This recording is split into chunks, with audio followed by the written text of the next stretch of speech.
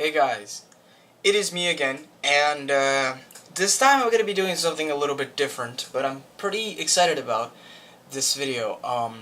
Now this is going to be a very long video, especially in comparison to my other ones. Well, not especially, but you can get the idea. This is going to be a long video, so sit back and enjoy, I suppose. But today I'm going to be just showing off my entire collection of vehicles and just, well, builds in general. My collection I've been collecting since the year, what, 4 years ago at this point? Yeah, 4 years I've been collecting now at this point, which, you know, is a very long time of collecting. And over that time I was able to gather a lot of very cool items for my collection, and I have a lot of things. I don't know exactly how many vehicles I have. I'll put that in the title at the time of recording this. I haven't counted yet, but yeah, it's quite a lot of vehicles. So my collection is basically just a bunch of World War II and World War I kits from all kinds of different companies, from Brickmania, from Kobe, from Custom Bricks. So we're just going to take a look at all these vehicles, and yeah, this is going to be a fun video. So I decided that I wouldn't show you everything at once just because it was so much and it would take a very long time to lay it down on the floor, so I just figured instead I'd show you each thing individually. So let's get started. So the first thing we have here is a Pak 36. This is a German anti-tank gun from World War II. It is a Brickmania kit, and I built this using the Barbarossa instruction manual. It's a very basic gun, and it's my smallest gun yet, but it's pretty cool. You know, the legs can fold, and the gun can elevate a little bit. You have to actually move this tile upwards a little bit, which is a bit of a pain to do because my Liquid Lego is kind of small. You move that up and you can elevate it up and down. So this is an early World War II German cannon, and yeah, pretty cool, very basic. This next one here is actually the very first kit I ever got. This is a Brickmania 1927 76mm cannon. This is a Soviet World War II cannon, kind of an early war cannon. I mean, it's a basic kit. The gun goes up and down, the wheels turn, and this little plate on the bottom here can move up for transportation. But it's a nice cannon. It can be towed, and yeah, just a pretty basic piece, but it's very cool indeed. Next up, we have an American I can't remember the name. I think it's an M3 anti-tank gun. It's a 37mm anti-tank gun. This is just a basic AT gun. The gun doesn't even move up and down on this one. The legs can retract though. It is a Brickmania kit. You know, rolls nicely, and yeah, that's really it. It's just a basic artillery piece for my American Army.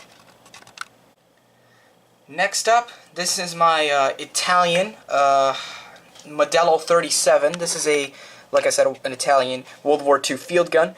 That's by Brickmania, and it's actually one of my favorite ones. It's pretty awesome. It's very detailed.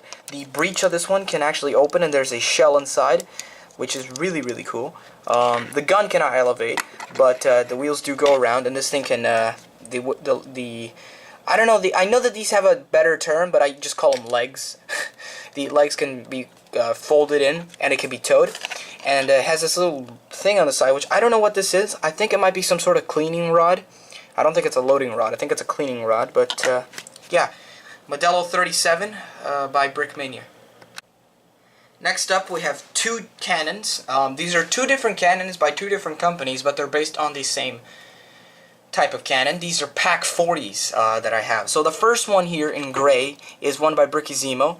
I really like this one, although I will say this, it doesn't look much like a Pak 40 at all. It looks more like a howitzer, but actually that's why I like it.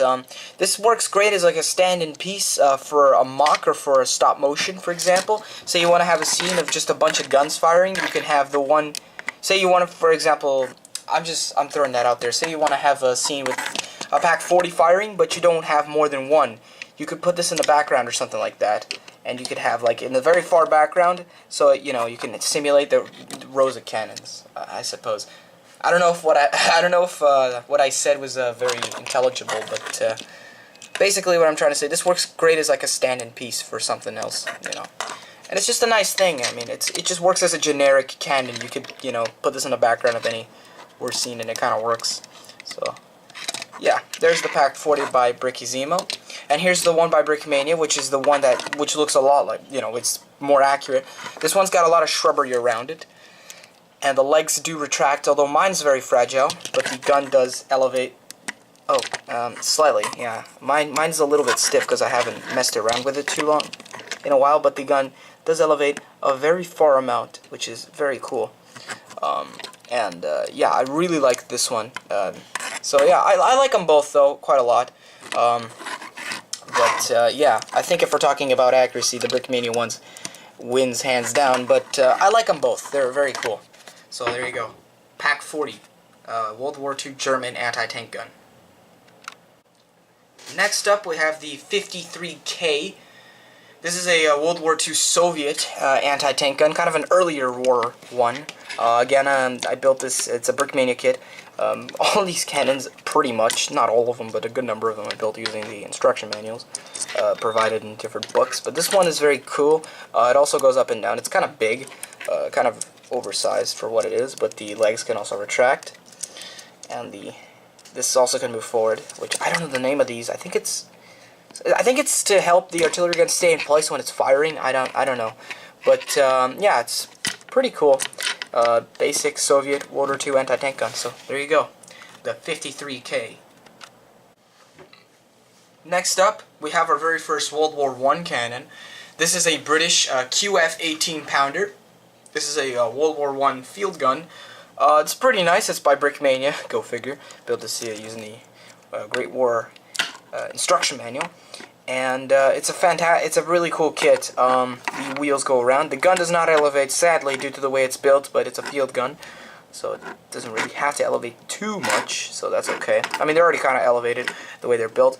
It can be towed by some sort of tractor or horse or something like that, and it's just a nice cannon. I mean, it's your basic World War I cannon for your British soldiers. So there you go.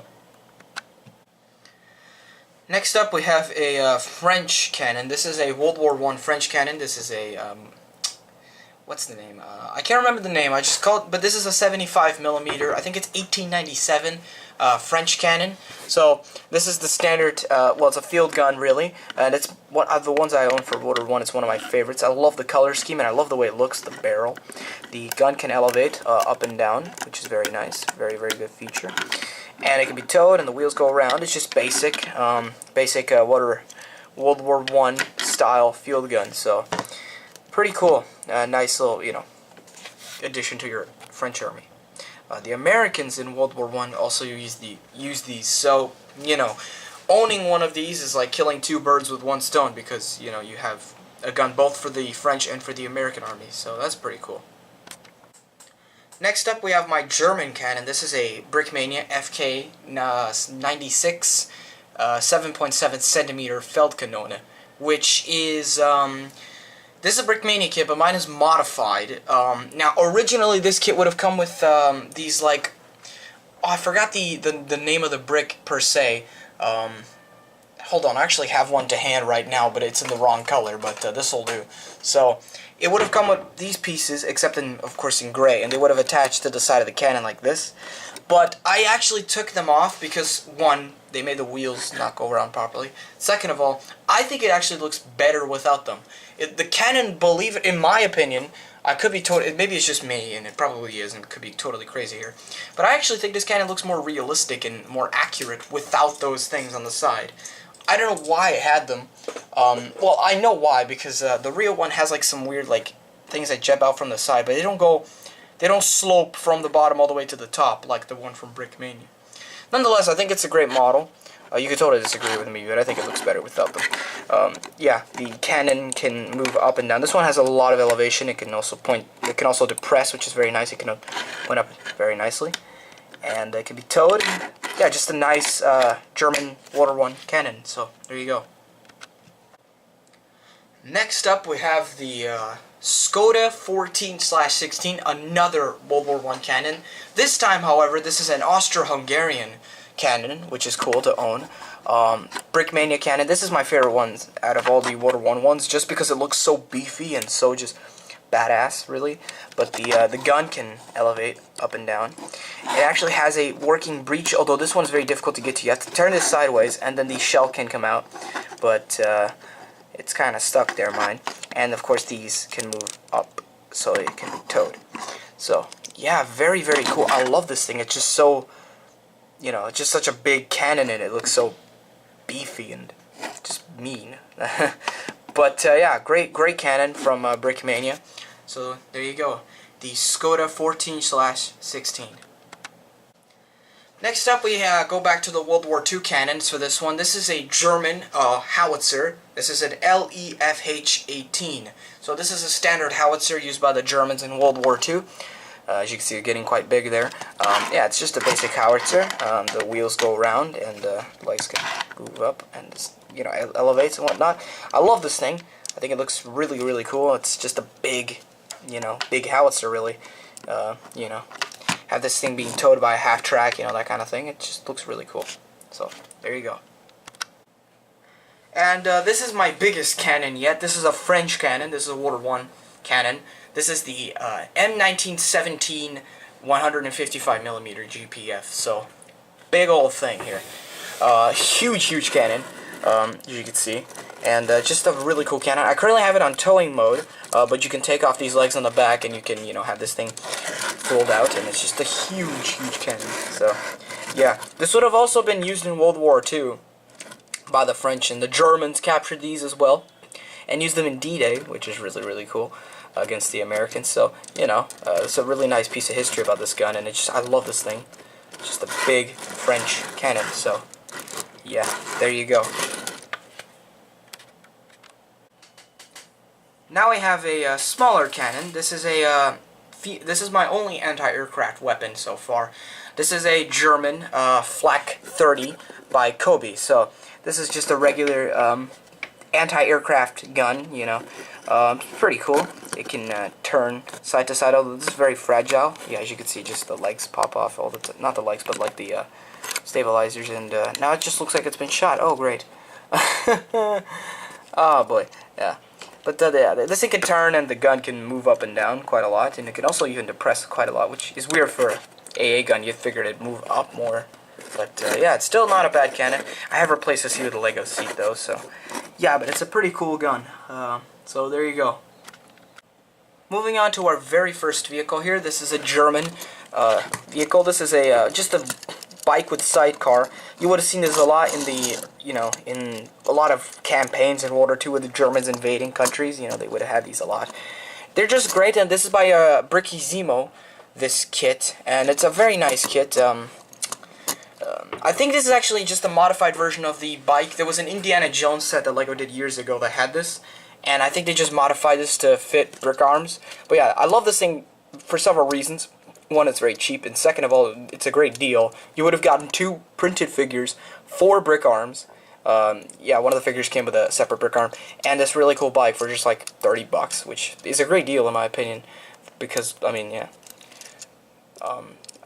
Yeah, very, very nice. So just have a ton of machine guns and well, yeah, an MG42, a grenade, and a rifle on the back there, and it's just a nice piece. I have put the sticker on there though, just for the heck of it. And yeah. Pretty cool. Just a regular German bike with sidecar. Next up, we have my very first vehicle ever. This is an American Willys Jeep, Willys MB from Brickmania. And this is just one of the many, many iterations that Brickmania has of this Jeep.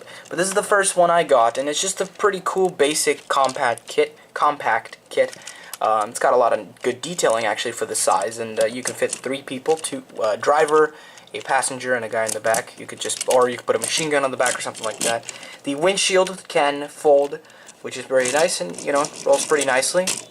Just yeah, Willys Jeep, which is a American World War II Jeep. Next up, we have basically this is a the Soviet version of the Willys Jeep. This is a Gaz 67. Pretty cool Brickmania kit also. I love this thing just for the simple fact that it has this really awesome looking canvas cover on the top. It's made out of very, very good quality just materials, really. It's got 2 canvas doors and just a canvas cover on the top. And yeah, just a bunch of stickers on this thing to really give it a good look. You could fit one guy in there. This one definitely has a lot less space than the Willys Jeep. But one thing that was cool about it is that they also provide you with stickers for the North Korean version. Because this was, of course, used by North Korea in the Korean War. It might even still be in usage today, knowing North Korea. And yeah, but I have put the Soviet stars on the side because, well, I'm not really doing a Korean War theme as of now, so yeah, this goes more for my comfort zone, which is World War II. But nonetheless, we have the Gaz 67 Jeep, which looks awesome in my opinion. Next up, we have another World War I vehicle. This is a German Knight-Tourer, which is a staff car, Water One staff car, and it's a Brickmania kit. So these are basically vehicles that they would use to transport the high-ranking personnel from the military to the front lines. And I just love this thing, even though mine's a little bit beat up. There you go, fixed it. But I love this thing just for the simple fact that it just looks so old. I mean, this thing is so unmistakably like old-timey 1910s looking. And what I like about it, I mean, it looks really cool. I love the figures that it comes with.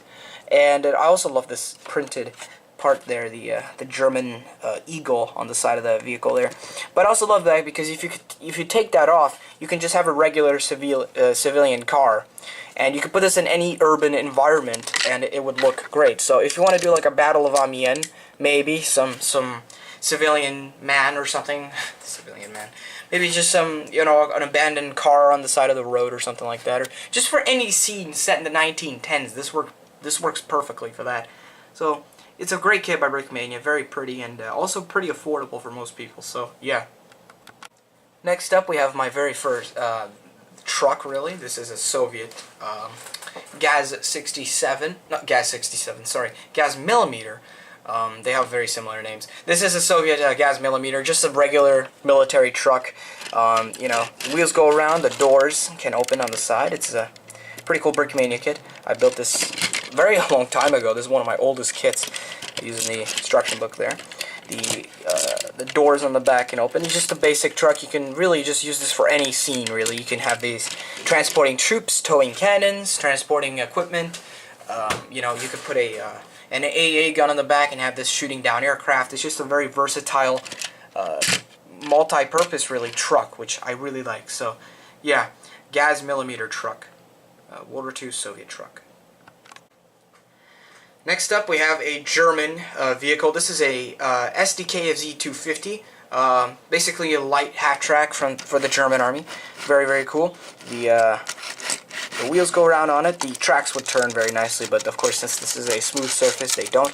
It has working suspension, which is very, very cool.